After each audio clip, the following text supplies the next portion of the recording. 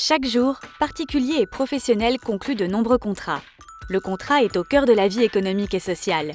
Il doit respecter des règles fixées par le Code civil et par la jurisprudence. C'est ce qu'on appelle le droit des contrats. Pour le rendre plus lisible, plus protecteur, mais aussi plus attractif, le ministre de la Justice, Jean-Jacques Urvoas, a présenté en février 2016 une réforme, comme s'y était engagé le président de la République. Fruit d'un travail collectif mené sur plusieurs années, la réforme du droit des contrats a 3 objectifs principaux. D'abord, rendre le droit des contrats plus lisible et donc compréhensible. Les articles relatifs au droit des contrats sont réorganisés autour d'un plan clair dans le Code civil. Les termes désuets sont supprimés. La jurisprudence est codifiée, c'est-à-dire qu'elle est intégrée dans le Code civil.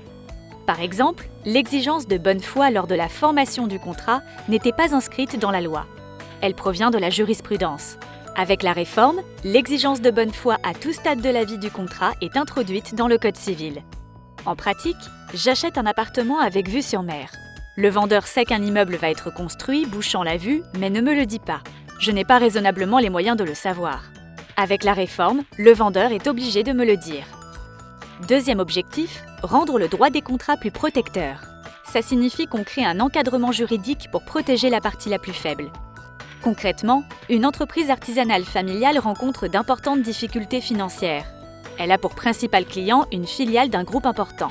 Mais cette filiale profite de la situation pour imposer à la petite entreprise une baisse drastique des prix d'achat. Grâce à la réforme, l'annulation de l'accord pourra désormais être demandée en justice. Enfin, troisième objectif de la réforme, rendre le droit des contrats plus attractif pour les entreprises. Comment ?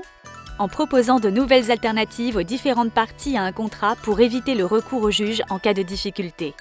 Exemple, une entreprise a un contrat avec un prestataire informatique. Ce dernier ne parvient pas à faire fonctionner correctement le réseau.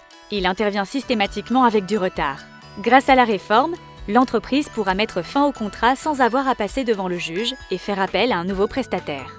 Entrée en vigueur le 1er octobre 2016, la réforme s'applique aux contrats conclus depuis cette date. Il s'agit d'une première étape de la modernisation du droit des obligations. Le ministère de la Justice travaille en effet sur la réforme du droit de la responsabilité civile.